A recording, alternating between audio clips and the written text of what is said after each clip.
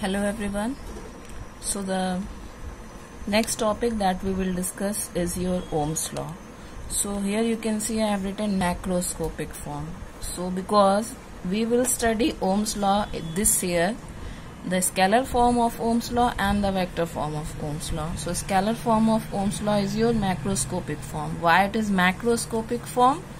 Because when we will define Ohm's law here, that will be for the whole area of the conductor, and when we consider for a point, so that will be the microscopic form of Ohm's law. So till class 10th you have studied about the Ohm's law, that will be the macroscopic form. So here sometime the question will be asked like state the microscopic form of Ohm's law, or write the microscopic or the macroscopic form.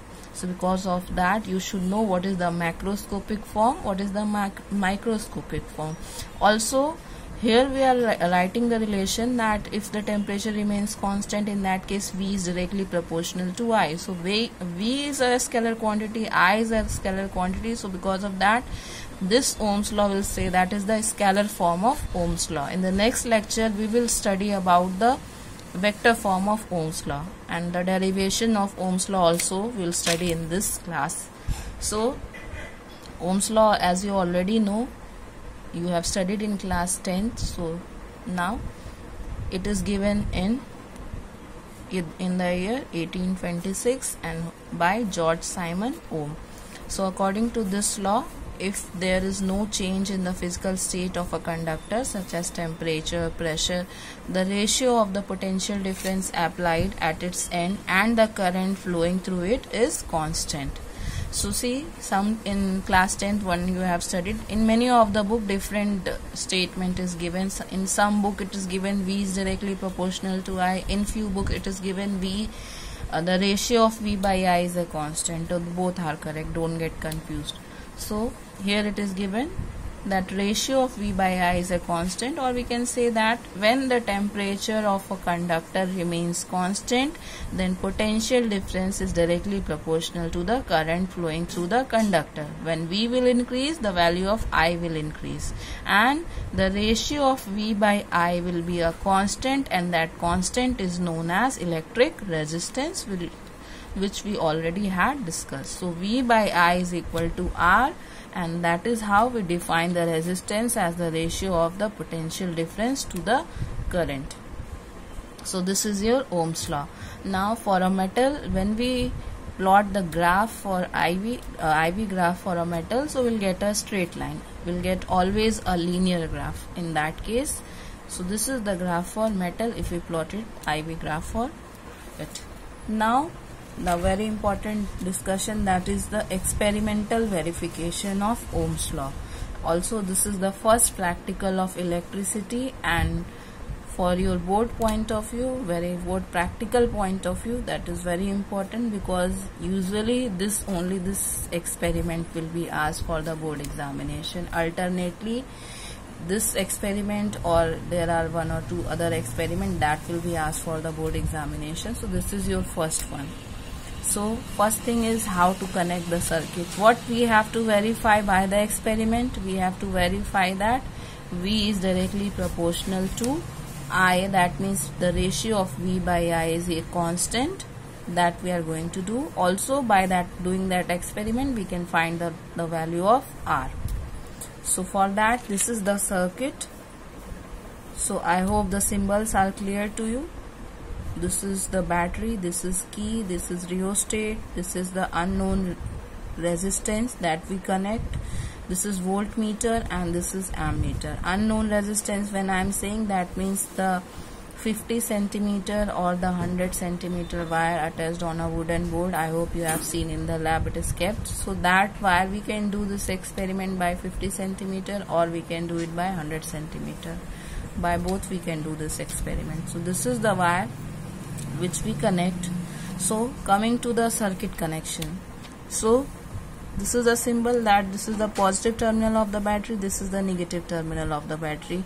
So what are the apparatus required. So it is very clear that battery, key, rheostat, unknown resistance, voltmeter, ammeter, and connecting wires. So these are the apparatus that we require to do this experiment. So we will start doing the connection, because it is very important for you to understand how to connect the circuit by seeing the circuit, because in the examination, practical examination, you will get the circuit will be given to you. Only this positive negative will not be drawn on that, rest all the symbol and the connection will be given to you. So if you know that, then you can easily connect the circuit. If you, by seeing the circuit, you know that how to connect these circuits, so then the experiment become quite easy for you. So what you have to do, take a wire, first start connect one wire in the negative terminal of the battery and one in the positive terminal of the battery. The wire which you have connected in the negative terminal of the battery, connect it with the one end of a key. Then second end of the key will be connected with the one end of the rheostat. Now other end of the rheostat will be connected to the 50 or 100 centimeter wire that we had taken, whose resistance we'll find out. Now this resistance wire, you take two wire on the two end of this wooden board on which this wire is connected and connect it via voltmeter. So this voltmeter you will take two wires and positive terminal connected at one end, negative terminal connected at one end. So this circuit is complete. Now this wire that you will bring from the rheostat other end, connect it at this point. Now from this end, take one wire and connect it to the negative terminal of the ammeter, and then the positive terminal of the ammeter will be connected with the positive terminal of the battery. So I hope the circuit is clear to you. Just start from one point. Take it one point and start connecting it, so you can go through it. So one more thing is that whenever we connect the voltmeter, we connect in parallel. So here we are connecting in parallel with this unknown resistance wire, and this ammeter always connected in series. So this is the circuit. Now what you will do, after connecting the circuit, switch on the battery. When you will switch on the battery, you will see deflection in the ammeter and the deflection in the voltmeter. So what you have to do, by this jockey which is on connected with this rheostat, you shift it, the jockey, you shift it, and by shifting you will see the deflection in the voltmeter and the deflection in the ammeter. That means the pointer that will be on the ammeter, so that will move. So what you have to do, by shifting this jockey, take the deflection on the voltmeter to a minimum value. Like if we want to start, so there we can go through the minimum value, and then by increasing to division we can check what will be the deflection in the ammeter, and we'll note down the value of V and I, and then finally we can get the value of V by I. So what you will do, when you will connect the circuit, first point is that you will get the deflection in the ammeter and in the voltmeter. So if you are getting the deflection in the voltmeter and in the ammeter, that means your circuit is, you have connected the circuit correctly. And if you are not getting the deflection in the ammeter, or either in the ammeter or in the voltmeter, so that means there is a problem that in the circuit connection, some wire, there is maybe some wire is not properly connected or any other problem. So due to that you will not get the deflection properly. So first thing is to connect the wires properly, and second thing to see that you are getting the deflection in the ammeter and in the voltmeter. By shifting this jockey you are getting the deflection in the ammeter and the voltmeter. Then you will make a table in which you will make serial number, and then you will write V value, and then you will write I value, and then that will be your R, that is V upon I. So it's not like, you can check it by doing R is equal to V by I also, and you can plot the graph between V and I to get the value of R. So both method you can find out the value. Now generally when we do the experiment, we take 5 observation. So 5 observation you will take. Now what you will do, you will start on the voltmeter you will, by the jockey of the rheostat, you will shift the voltmeter to a fixed value, to a fixed minimum value. So if you suppose starting from 0.5 volt, so at you will shift the jockey on the 0.5 volt, and then on that value check the deflection in the ammeter, that what value you are getting in the ammeter. So that value you write in the I. So suppose you are getting 0.2 ampere. So in that case R will become 0.5 by 0.2. So this will be your R value. So likewise you will start when we do the experiment. So if you starting from 0.5, increase the deflection for 2 division. You will see the deflect means division make on the ammeter and on the voltmeter. So just increase the value of V by 2 division and note down the value of I in the ammeter. So like 0.5 you have started, then find out at 1, then find out at 1.5, then find out at 2, and then 2.5, and likewise note down the value of I, and then check that in all the cases the R value is coming constant. So if R value is coming constant, that means your practical is correct, and if R you are getting the different values, means R is varying, so in that case your experiment is wrong. That means you are not done the experiment correctly, there is a problem. So if you are getting R correct, that means your Ohm's law is verified. V by R is constant, so that is verified. And if you are not getting, that means Ohm's law is not verified, that means your experiment is wrong. Now second thing, you plot a graph between V and I, and then I value take it on this axis and V value take it on Y axis, and then you will see that the graph that you will get will be your straight line. Clear? Now what we do to find the value of R? So what we'll do, we'll take a slope. So that means delta V, this will be your delta V and this will be delta I. That means you will join this on the x-axis and you will join this on the y-axis. So delta V will become equal to V2 minus V1 upon I2 minus I1. So this will give you the value of the, this will be the slope of the graph, and slope will be your delta V by delta I. This is your delta V and this is your delta I, so this will be equal to R. So R will be delta V upon delta I, which is the slope of the graph.